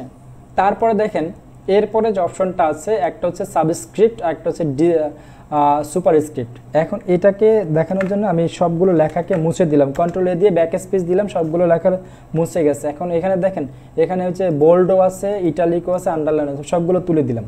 এখন দেখেন আমরা যখন জ্যামিতির কোনো কিছু লিখি বা জ্যামিতি বলতে বীজগণিতের কোনো কিছু লিখি, বীজগণিতের মধ্যে আমাদের কিন্তু থাকে এ স্কোয়ার বি স্কোয়ার, এই যে জিনিসগুলো থাকে এগুলো আমরা কোত্থেকে লিখব। যদিও আমরা যখন প্রফেশনালি কাজ করব এই জায়গাটাতে কাজ করব না, তারপর আমাদের এটা শেখা উচিত, জানা উচিত যেখানেও আছে। সেজন্য বলছি শুধুমাত্র বীজগণিতের ক্লাসের উপরে বীজগণিতের লেখা কিংবা সায়েন্সের যে চিহ্নগুলো আছে সেই চিহ্নগুলো লেখার জন্য আমি একদম টোটালি আলাদা একটা ক্লাস রাখবো। কারণ এইটা হচ্ছে আপনি যদি কখনো কম্পিউটার অপারেটর হিসেবে কোনো জায়গায় কাজ করতে যান, বিশেষ করে স্কুল কলেজগুলোতে যান, তাহলে অবশ্যই আপনাকে এই যে ইকুয়েশন যেটাকে বলে মানে বীজগণিতের কাজগুলো জানতে হবে। তো সেটা আমি আপনাকে ভিন্ন ওয়েতে দেখাবো, সেই কাজটা অনেক সহজ এবং প্রফেশনাল। সেই কাজটা আমরা আরেকটু যখন এক্সপার্ট হব তখন দেখাবো। এটা হয়তো দেখা গেছে আপনার 20 নাম্বার না 15 নাম্বারের ক্লাসের পরে দেখাবো, ঠিক আছে। তো তারপর আমরা আজকে এই ফন্ট এরিয়ার মধ্যে যতটুকু আছে ততটুকু দেখার চেষ্টা করি। দেখেন প্রথমে আছে কি, প্রথম আছে সাবস্ক্রিপ্ট। সাবস্ক্রিপ্ট মানে হচ্ছে আমরা H2O পড়ছি না ছোটোবেলায়, H2O মিনস হচ্ছে পানি। তো H2O দেখেন এস আমি লিখলাম, এসটা শিফট চাপ দিয়ে লিখলাম, তার মানে বড় হাতের হয়ে গেছে। এখন H2O এই টুটা কিন্তু এইচ এর নিচের দিকে থাকে পাওয়ারটা। তো সেই পাওয়ারটা আমরা যখন লিখবো, আমরা যদি এই জায়গাটাতে ক্লিক করে এখন 2 লিখি, দেখেন এই 2টা কিন্তু নিচের পাওয়ার হয়ে গেছে। এখন দেখেন আবার এখন যাই লিখবে এটা কিন্তু নিচের দিকে ছোট হয়ে আসবে, মানে সাবস্ক্রিপ্ট যেটা এটা। হ্যাঁ, তো এখন এইটার থেকে এখন আমি কি লিখবো, ও লিখবো, ওটা বড় হাতে লিখবো। তখন আবার এটাকে উঠাই নিতে হবে, উঠাই নিয়ে যদি আমি ও বড় হাতের দিই তখন কিন্তু এই যে H2O হয়ে গেছে। এইটা হচ্ছে সাবস্ক্রিপ্টের কাজ। এইটারও একটা শর্টকাট আছে। শর্টকাটটা হচ্ছে দেখেন আমি যখন এখানে মাউসটা রাখি, প্রত্যেকটা কম্পিউটার বা প্রত্যেকটা কম্পিউটার না বা কম্পিউটারের যে কোনো প্রোগ্রামে যখন আপনি কাজ করবেন, আপনি কোনো ফাংশনের উপর যখন মাউস পয়েন্ট রাখবেন, ওটার যদি কোনো শর্টকাট থাকে ও কিন্তু ওখানেই বলে দেয় যেটার একটা শর্টকাট আছে। তো আমি যখন এখানে মাউসটা রাখি তখন এটা কিন্তু বলে দিয়েছে কন্ট্রোল প্লাস সমান সমান চিহ্নটা। কন্ট্রোল আর প্লাস সমান সমান চিহ্ন দিলে কিন্তু আপনি এই সাবস্ক্রিপ্ট নিয়ে আসতে পারেন। আমি তাহলে H2 আবার লিখি, দেখেন মাউস ছাড়া লিখতেছি, কন্ট্রোল প্লাস সমান সমান চিহ্ন দিলাম, এটা কিন্তু ছোট হয়ে গেল। আবার কন্ট্রোল প্লাস সমান সমান চিহ্ন দিলাম, এটা কিন্তু এই সাবস্ক্রিপ্ট উঠে গেছে। তারপর যদি আমি ও লিখি তাহলে দেখেন H2 হয়ে গেছে। বুঝতে পারছেন? তাহলে সাবস্ক্রিপ্টের কাজ হচ্ছে মানে কোনো পাওয়ারকে নিচে লেখা, যেটা হচ্ছে আমরা এ স্কোয়ার বি স্কোয়ার যেভাবে লিখি ওটার পাওয়ারটা নিচের দিকে যেটা দেওয়া, এটা সাবস্ক্রিপ্ট। হ্যাঁ বলেন। হ্যাঁ শিওর। আমরা যখন বীজগণিতের কোনো কিছু লিখি, বীজগণিতের আমি জাস্ট এখানে 2টা সূত্র লিখি, হ্যাঁ, তাহলে বুঝতে সুবিধা হবে। আমি একটু শর্টকাটে লিখতেছি, এ স্কোয়ার প্লাস 2ab প্লাস বি স্কোয়ার। ওকে, এটা যদি আমরা একটু দেখি এবং পরেরটা যদি দেখি তাহলে দেখতে মানে এটা সুবিধা হবে বুঝতে, এই জন্য আমি একটু শর্টকাট করে লিখতেছি। ওকে সরি। ওকে দেখেন H2O এবং a square plus 2ab plus b square, এটা কিন্তু আমরা ছোটবেলায় সবাই পড়ছি। এখন এই ফন্টগুলো আমরা কিভাবে লিখবো, মানে এই 2টাকে আমরা উপরে কিভাবে উঠাবো, আবার এই 2টাকে আমরা কিভাবে নিচে নিয়ে আসবো, মানে এই পাওয়ারগুলোকে উপরে এবং কিভাবে নিচে নিয়ে আসবে এটা। তো দেখেন আমরা যখন এই উপরের পাওয়ারগুলোকে লিখতে যাব সেটা পরে দেখাচ্ছি, কারণ এটা পরের সিরিয়াল। নিচের পাওয়ারগুলো যখন লিখবো তখন হচ্ছে এই সাবস্ক্রিপ্টটাকে আমরা ক্লিক করে নিব। হ্যাঁ, তো আমি একটু H2টা আবার লিখে দেখেন, H টা লিখলাম, হ্যাঁ, এসটা লেখার পরে আমি 2টাকে নিচে দিব, নিচের একটা পাওয়ার লিখব, সেটা 2 হতে পারে, অন্য যে কোনো সংখ্যা হতে পারে বা যে কোনো অক্ষর হতে পারে। আমি জাস্ট এসে সাবস্ক্রিপ্টটাকে একটা ক্লিক করে নিলাম। দেখেন এখন সাবস্ক্রিপ্ট কিন্তু সিলেকশন মোডে আছে। সিলেকশন মোডে থাকা অবস্থায় আমি যা লিখি, এখানে যদি 2 লিখি কিংবা বি লিখি, যাই লিখি না কেন, 0 লিখলাম, সবই কিন্তু এটা নিচের দিকে আসবে। ঠিক আছে, নিচের যে পাওয়ারটা আমরা লিখি সেভাবে আসবে। ওকে, তাহলে আমি এখানে 2 লিখলাম। এখন 2 লেখার পরে আমার কিন্তু এটা এখন সাবস্ক্রিপ্ট মোডে আছে, তো এটাকে আমি জাস্ট ক্লিক করে সিলেকশন মোডটা উঠাই নিলাম। এখন যদি আবার ও লিখি, দেখেন S2 হয়ে গেল। বুঝতে পারছেন? হ্যাঁ। ওকে, এখন যদি আমরা এই যে a square plus 2ab plus b square লিখি, এই সূত্রটা যখন লিখতে যাব তাহলে আমি কি করলাম, এ দিলাম, হ্যাঁ, এই লেখার পরে এখন আমার পাওয়ারটা কোথায় দিতে হবে? উপরে। এইখানে দেখেন এই দুইটার দিকে আমরা যদি তাকাই তাহলে আমরা দেখতেই পাচ্ছি যে এটার পাওয়ার নিচের দিকে আছে সাবস্ক্রিপ্টের, আর সুপারস্ক্রিপ্টের পাওয়ারটা দেওয়া আছে উপরে। আর এইটার শর্টকাট হচ্ছে control plus shift plus plus, হ্যাঁ, মানে কন্ট্রোল শিফট এবং প্লাস এই তিনটা বাটন একসাথে প্রেস করতে হবে, তাহলে এটা উপরে উঠে যাবে। তো আমি জাস্ট এখানে ক্লিক করে নিলাম, ক্লিক করার পর দেখেন আমার কার্সরও কিন্তু উপরে উঠে গেছে। দেখেন আগে আমি এটা সিলেকশন মোড উঠাইনি, দেখেন কার্সরটা কিন্তু আমার টোটালটা জুড়ে আছে দেখেন। আর যখন আমি এইটাকে সিলেক্ট করি তখন কিন্তু আমার কার্সর উপরে উঠে গেছে। এখন আমি এ স্কোয়ার দিলাম, এ স্কোয়ার দেওয়ার পর এইটাকে আমি আবার উঠাই দিলাম, এরপর দিই প্লাস, তারপর 2ab, এরপর আমি প্লাস দিলাম, এরপর দিই বি স্কোয়ার। তাহলে বি লিখে আমি যদি এই সুপার স্ক্রিপ্টে ক্লিক করি তখন কিন্তু আমার কার্সর আবার উপরে উঠে গেছে। এখন আমি আবার 2 লিখলে এটা কিন্তু পাওয়ার হিসাবে চলে আসবে। বিষয়টা বুঝতে পারছেন? জি, ওকে, থ্যাংক ইউ। এরপরে যে অপশনটা আছে এটা হচ্ছে text effect and typography. Text effect এবং টাইপোগ্রাফি, টাইপোগ্রাফি শব্দটার সাথে হয়তো আমরা অনেকেই পরিচিত। টাইপোগ্রাফি মানে হচ্ছে লেখাগুলোকে একটু সুন্দর করে সাজানো, হ্যাঁ। তো আমি টেক্সটে একটা ইফেক্ট দিই, দেখেন আমি যদি এই অ্যারোতে ক্লিক, এখানে এর উপরে ক্লিক করলেও হবে, এই অ্যারোর উপরে ক্লিক করলেও হবে। আমি যদি অ্যারোতে ক্লিক করি দেখেন এখানে আমি একটু নিচেরটা সিলেক্ট করলে বুঝতে সুবিধা, আমি নিচেরটা সিলেক্ট করলাম। একটা জিনিস একটু আমি আবারও রিপিট করছি, দেখেন আপনি যখনই কোনো কিছুকে চেঞ্জ করতে যাচ্ছেন, কোনো লেখা লিখছেন সেটাকে চেঞ্জ করতে যাচ্ছেন, তখন কিন্তু সেটাকে অবশ্যই সিলেক্ট করে নেবেন, না সিলেক্ট করলে হবে না। ধরেন পুলিশ যদি চোর ধরে তখন কী করে? পুলিশ আগে চোরকে ধরতে হবে শক্ত করে, ঠিক আছে, তারপর সে যে কোনো জায়গায় নিয়ে যেতে পারবে। তো এরকম আমরা হচ্ছে যদি এটাকে চোর মনে করি আর আমি যদি নিজেকে পুলিশ মনে করি তাহলে এটাকে আমাকে আগে ধরতে হবে, সিলেক্ট করতে হবে। সিলেক্ট করার পর আমি চেঞ্জ করব। তাহলে দেখেন আমি যদি এই সিলেক্ট করলাম, এখন যদি এখান থেকে কোনো ফন্টের স্টাইল চেঞ্জ করতে চাই, দেখেন এখানে যেখানেই আমি চেঞ্জ করি প্রত্যেকটা কিন্তু এইখানে যে স্টাইলটা আছে সেই স্টাইলটা ধারণ করে। এরকম করে কিন্তু আমি সুন্দর করে একটা ডিজাইন করতে পারি আমি এই মাইক্রোসফট ওয়ার্ডের মধ্যেই যে কোনো লেখাকে। তো আমি যদি এই জায়গাটায় ধরেন সোহেল পিয়ুষ লিখি, সোহেল পিয়ুষ হাজরা, হ্যাঁ, তো এটা যদি আমি লিখি, এখন এটাকে আমি সিলেক্ট করলাম, এটা আমি সিলেক্ট করলাম, সিলেক্ট করার পরে এখান থেকে যদি আমি কোনো স্টাইল চেঞ্জ করি দেখেন লেখাটা কিন্তু একটু একটু সুন্দর হচ্ছে, প্রত্যেকটারই আলাদা আলাদা একটা স্টাইল আছে, সেইভাবে কিন্তু সুন্দর হচ্ছে। তো এইভাবে আপনারা চাইলেই যে কোনো স্টাইলে চেঞ্জ করতে পারবেন। এরপর নিচে কিছু কাস্টমাইজেশন অপশন আছে, এখানে দেখেন প্রথম আছে কি আউটলাইন। আউটলাইন মানে হচ্ছে লেখার বাইরের যে কালারটা, ঠিক আছে। আমি যদি এখান থেকে আপনি যদি চান আপনি কালার নিজের পছন্দ মতন চেঞ্জ করে নিতে পারেন। দেখেন আমি যদি এটা লাল করে দিই, আউটলাইন কিন্তু কোনটা চেঞ্জ হয়েছে, এই যে লেখার চারপাশে একটা যে লেখা এটাকে আউটলাইনও বলে অথবা স্ট্রোক কালারও বলে। তাই আমি যদি আউটলাইনটা চেঞ্জ করতে চাই আউটলাইনের যে কোনো কালার আমি নিয়ে আসতে পারি। আমি একটু নীল করে দিলাম আউটলাইনটা, কালোর সাথে নীলটা মিলছে না, সরি। তো আউটলাইন কালারটা একটু আমি চেঞ্জ করি, অন্য কোনো কালার দিই। আচ্ছা এই কালারটার মধ্যেই থাকবে, তার বুঝতে সুবিধা হচ্ছে।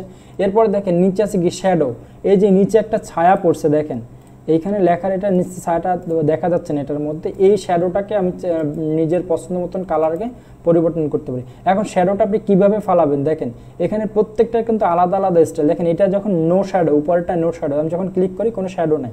এরপরে যদি আউটার দেখেন বাইরের দিকে শ্যাডোটা পড়তেছে, হ্যাঁ দেখেন যেটাই চেঞ্জ করি শ্যাডোটা কিন্তু বাইরে পড়তেছে, মানে শ্যাডো মানে একটা ছায়া পড়তেছে। এরপর আজকে ইনার শ্যাডো, ইনার শ্যাডো হচ্ছে এই কালারের সাথে ম্যাচিং হয় না বিধায় হচ্ছে বোঝা যাচ্ছে না, যখন আমি এখানে অন্য কোনো কালার নিতাম তখন এটার উপরে একটা শ্যাডো পড়তো। আর এরপরে দেখেন পার্সপেক্টিভ কালারগুলো একটু 3D টাইপের, হ্যাঁ একটু 3D টাইপের বিভিন্ন দিকে। দেখেন আমি যখন যেটাকে চেঞ্জ করতেছি এটা কিন্তু ভিন্ন দিকে কালারটা চেঞ্জ হচ্ছে, আপনারা হয়তো বুঝতেই পারতেছেন, এই যে দেখেন এভাবে। এরপরেও আরও কিছু অপশন আছে, এর বাইরেও আপনি চাইলে আপনি নিজের মতন করে এখান থেকে কাস্টমাইজ করেও আপনি এখান থেকে এগুলো চেঞ্জ করে আপনি কিন্তু এই দেখেন আমি যখন ডিস্টেন্সটা দিচ্ছি দেখেন কতটুকু ডিস্টেন্স রাখবো সেটা কিন্তু এখান থেকে করে দেওয়া যাবে। তারপর অ্যাঙ্গেল রাখবেন কীভাবে দেখেন কোন দিকে, এটা কিন্তু আপনি চেঞ্জ করতে পারেন। এগুলো হচ্ছে আপনারা যখন বাসায় প্র্যাকটিস করবেন তখন একটু নিজেরা দেখবেন, তখন দেখবেন যেটা আপনি সুন্দর করে নিজের মতন করে একটা কাস্টমাইজ স্টাইল তৈরি করে নিতে পারবেন। ওকে, তারপর আমি একটু পিছনে যাই। এখন দেখেন একটা জিনিস খেয়াল করেন, আপনি ধরেন কোনো কিছু লিখছেন, লেখার পরে কোনো কারণে লেখাটা ডিলিট হয়ে গেছে, মুছে গেছে, এখন সেই লেখাটা কীভাবে ফিরিয়ে আনবেন এটা কিন্তু খুবই গুরুত্বপূর্ণ একটা জিনিস। তো সেটা হচ্ছে আপনার কম্পিউটারের মানে কিবোর্ডের কন্ট্রোল জেড যদি প্রেস করেন, কন্ট্রোল জেড, দেখেন আমি কিন্তু পিছনে যাচ্ছি, আমি যা যা করছিলাম সেই কাজগুলোই হচ্ছে, কিন্তু এটা পিছনের দিকে যাচ্ছে। দেখেন আমি যে এরকম কাজগুলো করছিলাম, কথা হচ্ছে কি জেটটাকে কি বারবার প্রেস করতে হবে? হ্যাঁ কন্ট্রোলটাকে মানে একটা ক্লিকে একটা চেঞ্জ আসবে, হ্যাঁ একটা চেঞ্জ আসবে। এই যে একটা ক্লিক করলাম, দেখেন একটা একটা চেঞ্জ আসতেছে। এইটা তো এরকম করে করে আপনি এই যে আমি একদম আগের জায়গায় কিন্তু চলে আসছি, দেখেন এই যে আগের জায়গায় চলে আসছি। ওকে, আবার ধরেন এখন যে জায়গাটায় আসছি আমি চাচ্ছি যে এই জায়গা না, তার আগের যে জায়গাটা ছিল আমি সেই জায়গায় চলে যেতে চাই। তো এইটার জন্য জাস্ট কন্ট্রোল ওয়াই, ওইটাকে বলা হচ্ছে কন্ট্রোল, ওইটাকে বলা হচ্ছে এই যে উপরের দিকে আমি সেদিন দেখাছিলাম যে কুইক অ্যাক্সেস টুলবার, এখানে কিন্তু দুইটা অপশন আছে, একটা হচ্ছে আনডু আর একটা হচ্ছে রিডু। আনডু মানে হচ্ছে কন্ট্রোল জেড অর্থাৎ পিছনের দিকে যাওয়া, আর কন্ট্রোল ওয়াই হচ্ছে রিডু। এই রিডু মানে হচ্ছে সামনের দিকে আগানো। হ্যাঁ, তো আমি যদি এই যে কন্ট্রোল জেড দিয়ে দেখেন এইখানে কিন্তু আমি প্রিন্টারটাকে কি করছিলাম, স্টিক থ্রো দিয়ে কেটে দিয়েছিলাম। তো এখন যদি আমি রিডু করি, এই দেখেন আগের জায়গায় চলে আসছে। এখন যদি আবার এই যে আনডু করি তাহলে কিন্তু আবার সেই স্টিক থ্রোর আগের জায়গায় চলে আসছে। তো আমি চাচ্ছি যে স্টিক থ্রোটাই থাকবে। তো এখন আমি স্টিক থ্রো থেকেও চলে আসছে, এখন চাচ্ছি যে আমার স্টিক থ্রোটাই লাগবে। তখন কি করব, আমি কন্ট্রোল ওয়াই দিলেও চলে আসবে, অথবা এই যে তীর চিহ্ন আছে এই তীর চিহ্নতে ক্লিক করে নিয়ে আসতে পারি। তো আমি চাইবো যে আপনারা সবাই শর্টকাট দিয়ে কাজ করার চেষ্টা করবেন, ঠিক আছে? অর্থাৎ কন্ট্রোল ওয়াই, কন্ট্রোল জেড এগুলো একটু লিখে রাখেন। তাহলে কন্ট্রোল জেড মানে হচ্ছে পিছনে যাওয়া, আর কন্ট্রোল ওয়াই মানে হচ্ছে সামনের দিকে যাওয়া। হ্যাঁ, এটা হচ্ছে আপনি কম্পিউটারে মানে উইন্ডোজ সিস্টেম সফটওয়্যারের মধ্যে আপনি যেই সফটওয়্যারই ব্যবহার করেন না কেন, প্রত্যেকটা সফটওয়্যারই কিন্তু কন্ট্রোল জেড এবং কন্ট্রোল ওয়াই। হ্যাঁ, তারপরে যে অল সিলেকশন, এটা কিন্তু কন্ট্রোল এ, এটা সবগুলো সফটওয়্যারের মধ্যে কন্ট্রোল এ মানে অল সিলেকশন। হ্যাঁ, এইগুলো কিন্তু সব জায়গায় লাগবে। তারপর কন্ট্রোল এস মানে হচ্ছে সেভ করা, যেটা দেখিয়েছিলাম গতকালকে। সেভ হচ্ছে কন্ট্রোল এস। এটা পৃথিবীর উইন্ডোজের মধ্যে যতগুলো সফটওয়্যারই আপনি ব্যবহার করেন না কেন, এটা ডিফল্টভাবে কন্ট্রোল এসেই দেওয়ার থাকে, এটা একটু খেয়াল করবেন, ঠিক আছে? এইগুলো কিন্তু আপনার সারা জীবন লাগবে, এগুলো একটু লিখে রাখেন এবং বাসায় প্র্যাকটিস করার সময় এগুলো ব্যবহার করবেন।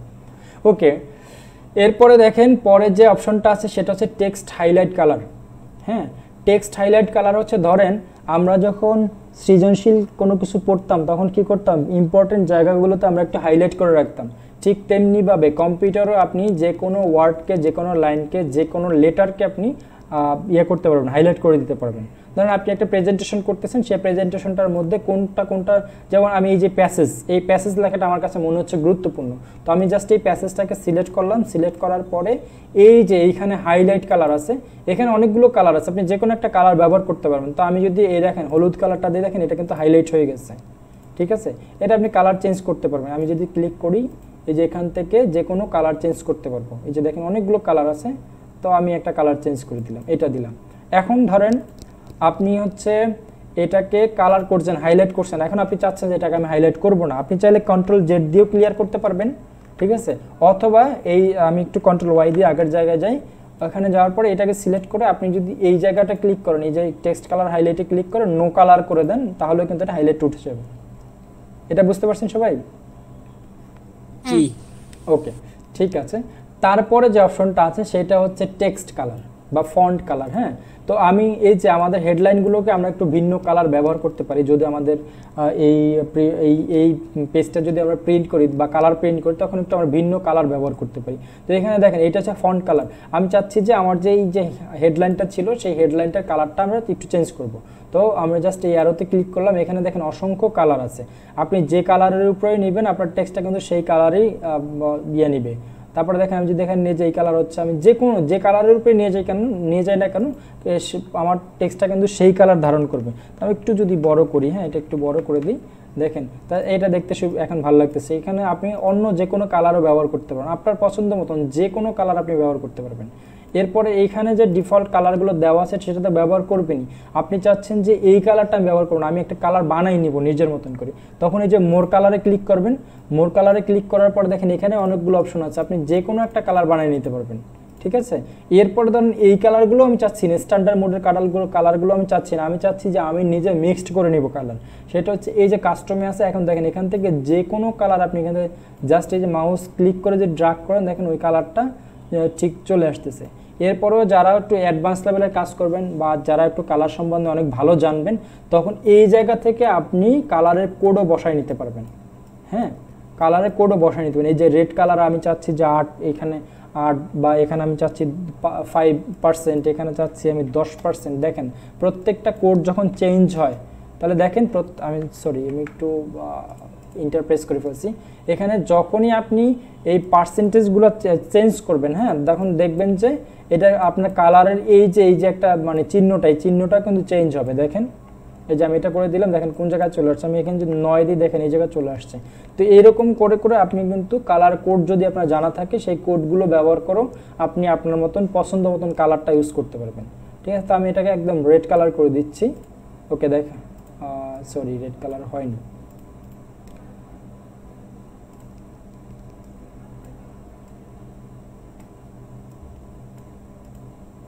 এই যে চলে আসছে, দেখেন এইভাবে হচ্ছে আপনি আপনার পছন্দ মতন কালারটাকে এখানে আপনি সেট করতে পারবেন। এরপরে আমি একটু বাম দিকে যাই। তো এই ফন্টের মধ্যে কি আর কারো কোনো সমস্যা আছে? আশা করি না। আচ্ছা ঠিক আছে, বাসায় যদি একটু প্র্যাকটিস করেন এটা নিয়ে তাহলে আর সমস্যা হওয়ার কথা না। ঠিক আছে, এরপরে আমি এই জায়গাটাতে আসি। এই জায়গাটা কিন্তু খুবই গুরুত্বপূর্ণ, একটু মনোযোগ দিয়ে দেখবেন। হ্যাঁ, দেখেন আমি যখন এই ক্লিপবোর্ডের দিকে আসি, ক্লিপবোর্ডের দিকে আসার পরে প্রথম আছে পেস্ট, তারপরে কাট, তারপর কপি, তারপর ফরম্যাট প্রিন্টার। এখন কাট কপি সম্বন্ধে সবাই ধারণা আছে। কপি মানে হচ্ছে কোনো একটা জিনিসকে, কোনো একটা লেখাকে কপি করা। পেস্ট মানে হচ্ছে সেটাকে যে কোনো জায়গায় আমরা স্থাপন করতে পারবো। আর কাট মানে একদম কেটে ফেলা। ঠিক আছে, তাহলে এখন দেখেন আমি কপি থেকেই শুরু করি। আমি চাচ্ছি এই যে লেখাটা, আমার হেডলাইনের লেখাটা আমি এই জায়গাটায় এসে রাখবো, ওই লেখাটা আমি এখানে রাখবো। তো আমি কি করলাম, জাস্ট এই লেখাটাকে সিলেক্ট করলাম। দেখেন একটা জিনিস খেয়াল করেন, আমি যখন এটাকে সিলেক্ট করিনি বা কোনো কিছু সিলেক্ট করিনি তখন কিন্তু আমার এই যে কাট বা কপি বা পেস্ট এগুলো কিন্তু দেখেন একটু ঘুমন্ত অবস্থায়, মানে ধরা যায় না, কিন্তু এটা সিলেকশন মোডে নাই। ঠিক আছে, এখন যদি ক্লিক করে এটা ধরা যায় না। আর আমি যদি একটু জাস্ট এটা সিলেক্ট করি তাহলে দেখেন এটা কিন্তু জেগে গেছে। এখন কিন্তু আমি এটা চাইলে ধরতে পারবো। এখন আমি কি করব, প্রথমত আমি কপিটাই দেখাই। আমি জাস্ট কপিতে ক্লিক করলাম। এটা শর্টকাট হচ্ছে Ctrl+C, লিখে নেন, যারা নতুন আছেন লিখে নেন। Ctrl+C মানে হচ্ছে কপি। যে কোনো জায়গায়, শুধু মাইক্রোসফট ওয়ার্ডের সফটওয়্যার না, যে কোনো সফটওয়্যারে যে কোনো জায়গায় কপি করতে গেলে আপনি Ctrl+C ব্যবহার করবেন। ঠিক আছে, আবার মোবাইল কিবোর্ড থেকেও যদি আপনি কপিটা করতে চান সেক্ষেত্রে কিন্তু আপনি জাস্ট কোনো কিছু সিলেক্ট করে সিতে যদি প্রেস করে চেপে ধরেন তাহলে কিন্তু এটা কপি হয়ে যায়। এটাকে জানা আছে আপনাদের? না, মোবাইলে ধরেন কোনো কিছু আপনি কপি করতে চাচ্ছেন, সেই লেখাটাকে আপনি জাস্ট প্রথম সিলেক্ট করলেন, সিলেক্ট করার পরে যদি সিতে প্রেস করে ধরে রাখেন তাহলে এটা কিন্তু অটোমেটিক কপি হয়ে যায়। ঠিক আছে, তাহলে দেখেন আমি চাচ্ছি যে এই লেখাটাকে কপি করব, তাহলে আমি জাস্ট এই কপিতে ক্লিক করব অথবা Ctrl+C দিব। আমি যে কিবোর্ডে কি কি বাটন প্রেস করি এটা দেখার জন্য জাস্ট আমি ধরেন আমি একটা সফটওয়্যার ওপেন করি, তাহলে এটা কি ওপেন হবে? আচ্ছা, এটা ওপেন হবে না, ওপেন হলে তাহলে আমি কি এইভাবে দেখাতে হবে। নেক্সট ক্লাসে আমি এটা ওপেন করে নেব, তাহলে আমি কিবোর্ডে কি কি অক্ষর চাপি সেটা এখানে চলে আসবে। আচ্ছা যাই হোক, আমি এটাকে কপি করলাম। কপি করার পর আমি চাচ্ছি যে এই লেখাটা এই জায়গায় এসে পেস্ট করব। তখন আমি এই যদি পেস্টে ক্লিক করি দেখেন আমার লেখাটা কিন্তু চলে আসছে। পেস্টের উপরে ক্লিক করার সাথে সাথে চলে আসছে। এখন এটা আমি যে কোনো জায়গায় বারবার পেস্ট করতে পারবো, তাতে বলবে না যে আপনি একবার নিয়ে কেন বারবার পেস্ট করতেছেন, এটা কিন্তু বলবে না। এখন যতবার আমি পেস্ট করি দেখেন ততবারই কিন্তু এটাকে পেস্ট হচ্ছে। আমি Ctrl+Z দিয়ে পিছনে যাচ্ছি। ওকে, তাহলে এইভাবে আমরা পেস্ট করতে পারবো। এখন পেস্টেরও অনেকগুলো অপশন আছে, এই অপশনগুলো খুব একটা লাগবে না, তারপরেও আপনারা চাইলে একটু বাসায় প্র্যাকটিসের সময় দেখতে পারেন। হ্যাঁ, এখানে দেখেন মার্জ ফরম্যাটিং, তারপর হচ্ছে কিপ টেক্সট অনলি।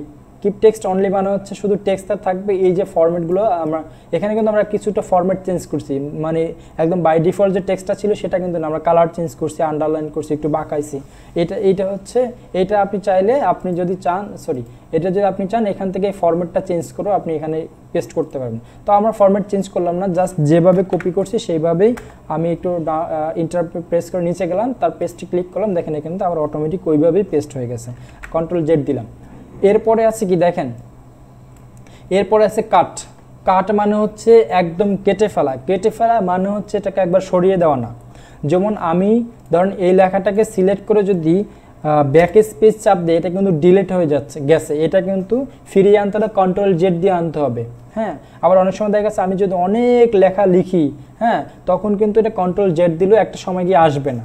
আর আপনি যদি আমি এটাকে যদি কন্ট্রোল কাট দিয়ে কাটি, দেখেন এরপরে যদি আমি অনেক কিছু লিখলাম কিন্তু অন্য কোনো কিছু আর কপি করিনি, তাহলে কিন্তু এটা পেস্ট হবে। কাটটা হচ্ছে পেস্টেরই একটা অংশ, তবে সেটা হচ্ছে আমি যেখান থেকে কাট করতেছি ওই জায়গাটা থেকে সরাই অন্য কোনো জায়গায় আমরা নিয়ে নিতে পারবো। এখন ধরুন এটা ওই যে আমি ওইটাকে কাট করছি, এখন যদি এটা কন্ট্রোল ভি দেই, কন্ট্রোল ভি দিলে পেস্ট। হ্যাঁ, তো দেখেন কন্ট্রোল ভি দেওয়ার পরে আমার কিন্তু ওই লেখাটা কিন্তু চলে আসছে দেখেন, এবং আগে যেখানে ছিল এখানে নাই, কিন্তু এইখানে চলে আসছে। এরপরে যদি আমি আবার কন্ট্রোল ভি দেই বা এখান থেকে পেস্ট করি, তাহলে এটা কিন্তু এখানে পেস্ট হবে। কাট মানে হচ্ছে একবারে ডিলিট করে দেওয়া না, জাস্ট কাট মানে হচ্ছে ওখান থেকে কাট করে কম্পিউটারের স্মৃতিতে ধরে রাখা। হ্যাঁ, এটা হচ্ছে কাট। তাহলে কপি হচ্ছে আমি যেখান থেকে কপি করতেছি সেই জায়গাটা থাকবে, আর কাট হচ্ছে আমি যেখান থেকে নিয়ে যাব, যে সোর্স থেকে আনবো সেই সোর্সটা ওখানে থাকবে না, কিন্তু আমি অন্য জায়গায় গিয়ে পেস্ট করতে পারবো। এটাও একটা কপি সিস্টেম, কিন্তু এটাকে একবার নিয়ে যাওয়া। তারপরে দেখেন ফরম্যাট পেইন্টার। ফরম্যাট পেইন্টারটা হচ্ছে আপনারা যখন অনেক বড় ফাইল নিয়ে কাজ করবেন তখন এই ফরম্যাট পেইন্টারটা দরকার হতে পারে, এবং ফরম্যাট পেইন্টার খুব খুব উপকারে আসবে। ঠিক আছে, এখন ধরেন এই যে লেখাটা 300 লেখাটা দেখেন, 300 লেখাটা কি করা আছে, মাঝখান থেকে কাটা আছে, এটা কিন্তু একটা ফরম্যাট চেঞ্জ করা। হ্যাঁ, নর্মালি এটাই ছিল, এরপরে কিন্তু আমি এটাকে চেঞ্জ করে কি করছি, মাঝখানে এই যে স্ট্রিক থ্রোটা বসাইছি, তার মানে কেটে দিচ্ছি। এখন আমি চাচ্ছি আমার এইখানে আরও কিছু লেখাকে আমি স্ট্রিক থ্রো করবো। হ্যাঁ, তো সেটা কিভাবে করব, ধরেন এইটাকে আমি এই ফরম্যাটটাকে আমি সিলেক্ট করলাম, সিলেক্ট করার পরে ফরম্যাট পেইন্টারে যদি একটা ক্লিক করি, তখন দেখেন আমার মাউসের যে কার্সরটা ছিল সেটা কিন্তু চেঞ্জ হয়ে গেছে। এখন একটা তুলির মতন দেখা যাচ্ছে মনে হয়।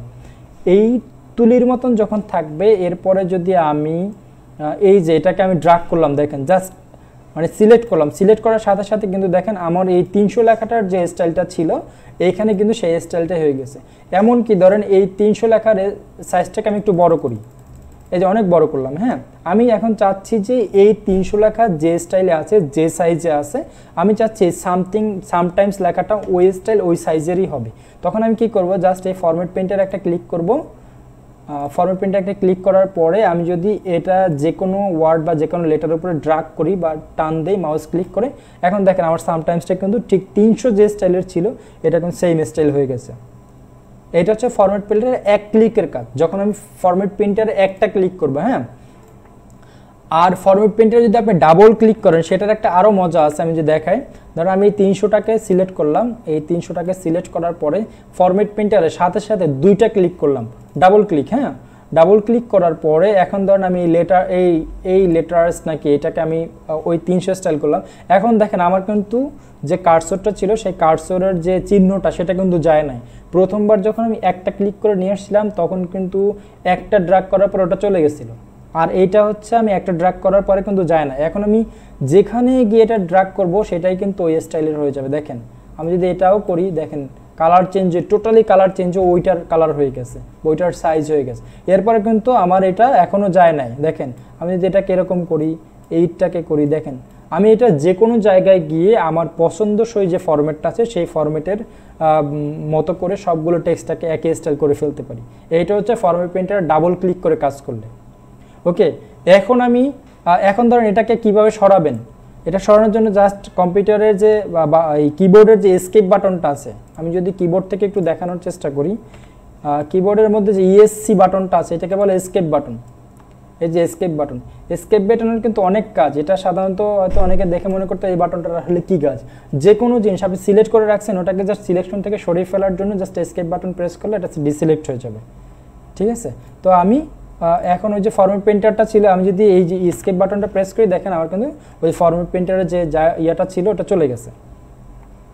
এখন দেখেন এরপর আমি বলছিলাম যে এই যে ক্লিয়ার ফরম্যাটিং, এটাকে বলছিলাম যে এই জায়গার কাজটুকু শেষ করে তারপর দেখাবো। এখন দেখেন আমি যদি ক্লিয়ার ফরম্যাটিংয়ে ক্লিক করি, দেখেন আমার প্রত্যেকটা লেখা কিন্তু এই যে ক্লিয়ার ফরম্যাটিং ক্লিক করি, দেখেন সবগুলো সিলেক্ট, কন্ট্রোল এ দিয়ে সিলেক্ট করছি। সিলেক্ট করার পরে যদি আমি এই যে ক্লিয়ার ফরম্যাটিং ক্লিক করি, আমার কম্পিউটারের যখন মাইক্রোসফট ওয়ার্ডটাকে আমি ওপেন করব তখন কিন্তু ওর বাই ডিফল্ট একটা ফন্ট দেওয়া থাকে, একটা সাইজ দেওয়া থাকে। তাহলে দেখেন আমার কম্পিউটারে বাই ডিফল্ট যে ফন্টটা দেওয়া আছে সেটা ক্যালিব্রি বডি এবং এটার সাইজ দেওয়া আছে 11। যদি বিশ্বাস না হয় আমি হচ্ছে এটাকে ডোন্ট সেভ দিয়ে আমি কেটে দিলাম। হ্যাঁ, এরপরে আমি আবার নতুন একটা মাইক্রোসফট ওয়ার্ডের ডকুমেন্ট নিলাম, আমি একটা নিউ ডকুমেন্ট নিলাম, এখানে দেখেন এই যে ক্যালিব্রি বডি এবং 11 সাইজ, ঠিক আছে। এটা কিন্তু আপনি চাইলে চেঞ্জ করে নিতে পারেন, এটা বাই ডিফল্ট করে নিতে পারেন যে আমি ক্যালিব্রি বডিতে লিখবো না, আমি অন্য কোনো ফন্টে লিখবো, বা সাইজটাকে আমি 14 করে রাখবো সবসময়, আমি ঢুকলেই চাই সেটা লিখতে পারি। তো সেই জন্য এই যে নিচে একটা বাটন আছে দেখেন, এই যে এটা হচ্ছে আপনি কন্ট্রোল ডি দিয়েও নিয়ে আসতে পারবেন, অথবা এই যে তীর চিহ্ন যদি ক্লিক করেন এরকম একটা পপ আপ মেনু চালু হবে বা ফ্লাইং মেনু চালু হবে। এখানে দেখেন আমি কোন ইয়াতে লিখবো, কোন ফন্টে, এই যে ফন্ট থেকে আমি তাহলে কি লিখবো, আমি লিখবো ধরুন টাইম নিউ রোমানে লিখবো। এই টাইম নিউ রোমানটাকে আমি সিলেক্ট করে দিলাম, আমি হচ্ছে রেগুলার ফন্টে লিখবো। এখানে কিন্তু আছে দেখেন বোল্ডে লিখবেন না রেগুলার ফন্টে লিখবেন, নাকি ইটালি নাকি বোল্ড ইটালি কোনটা লিখবেন। আমি ধরেন রেগুলার ফন্টে লিখবো এবং এটার সাইজ দিব হচ্ছে 14। তাহলে আমার মোটামুটি কমপ্লিট হয়ে গেছে। এরপরে কি করব, এখানেও আপনি চাইলে কোনো কিছু চেঞ্জ করে নিতে পারবেন, যে এফেক্ট আপনি কীভাবে রাখবেন, স্টিক থ্রো রাখবেন, স্মল ক্যাপস, তারপরে হচ্ছে এই যে এগুলো, তা আপনি চাইলে এগুলো করে নিতে পারবেন। এরপরে দেখেন একদম নিচে যদি আপনি ওকে দিয়ে দেন তাহলে কিন্তু এই পেজটাই হচ্ছে ওকে, মানে এই স্টাইলটা চলে আসবে। আর আপনি যদি সেট অ্যাজ ডিফল্ট করে দেন তাহলে আপনি যতগুলো পেজই ওপেন করেন প্রত্যেকটা পেজেই কিন্তু এইখানে যে ফরম্যাটটা দিয়েছি সেই ফরম্যাটে আসবে। তাহলে আমি কি করলাম, সেট অ্যাজ ডিফল্ট দিই। এখন দেখেন ও বলতেছে যে do you want to set the default font to Times New Romans 14 font for this document only, অথবা all documents based on the normal. তাহলে আমি চাচ্ছি ডিওটিএম টেমপ্লেট, আমি চাচ্ছি যে সবগুলো আমার যতগুলো ডকুমেন্ট আমি ওপেন করবো এরপরে প্রত্যেকটা ডকুমেন্টেই হচ্ছে আমার এই টাইম নিউ রোমান থাকবে, 14 ফন্ট থাকবে, হ্যাঁ, আবার রেগুলার ফন্ট সাইজ থাকবে। তো ঠিক আছে, সেটাকে আমি কি করবো, জাস্ট অলে ক্লিক করে যদি ওকে দেই, দেখেন আমি এখন এটাকে কেটে দিলাম, হ্যাঁ, এটা সেভ করলাম না। এখন আমি আবার ওপেন করলাম, ওপেন করার পরে এখন দেখেন আমার কিন্তু আগে ক্যালিব্রি বডি ছিল, এখন আর ক্যালিব্রি বডি নাই, এখন আছে কি টাইম নিউ রোমান, এরপর আছে কি 14 সাইজ। বোঝা গেছে? এভাবে করে আমরা আমাদের পছন্দ মতন ফন্ট সাইজ এগুলোকে আমরা বাই ডিফল্ট করে রাখতে পারি। বুঝতে পারছি আমরা বিষয়টা? আচ্ছা, অনেক সময় যাও তো আমি একাই কথা বলতেছি, এবার আপনারা একটু বলেন। আফসানা, না সব আমরা বুঝতে পারছি, সমস্যা নাই। আচ্ছা, আফসানা কেমন আছেন? আজকে আফসানা জয়েন করছে ক্লাসে। তাহলে আমি গেলাম, হ্যাঁ, আমার একটা কাজ আছে। ও আচ্ছা, ঠিক আছে, যান। আমরা তাহলে আজকে এতটুকুই রাখবো, নেক্সট ক্লাসে বাকিটা দেখবো। হ্যাঁ, আচ্ছা, আফসানা শুনতে পাচ্ছেন?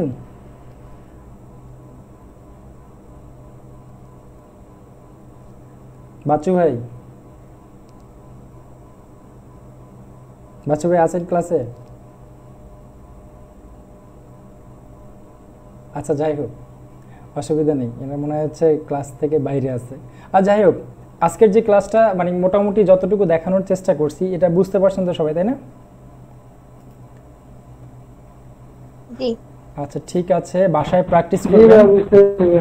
আচ্ছা, বাসায় প্র্যাকটিস করবেন, আর যদি কোনো প্রবলেম হয় অবশ্যই জানাবেন, মেসেঞ্জারে মেসেজ করবেন, অথবা হচ্ছে আমি আমার একটা পার্সোনাল গ্রুপ আছে কীভাবে শিখবো, সেই গ্রুপটাতে আমি সবাইকে অ্যাড করে দিব না, সবাই এই গ্রুপটাতে একটু অ্যাড হয়ে নিন। আর ওইখানেও আপনি যে কোনো ধরনের সমস্যা নিয়ে আপনি ওখানে পোস্ট করতে পারেন। আমি আশা করি যে আমি চেষ্টা করব সর্বোচ্চ ওটাকে সমাধান দেওয়ার জন্য বা প্রশ্ন উত্তর দেওয়ার জন্য। তো আজকে ক্লাস এখানে রাখি নাকি? আচ্ছা, ঠিক আছে। ঠিক আছে, সবাই ভালো থাকবেন, আমার জন্য দোয়া করবেন, শরীরটা একটু খারাপ। জি, আমার জন্য অবশ্যই। ঠিক আছে, আল্লাহ হাফেজ। হ্যাঁ, জি স্যার।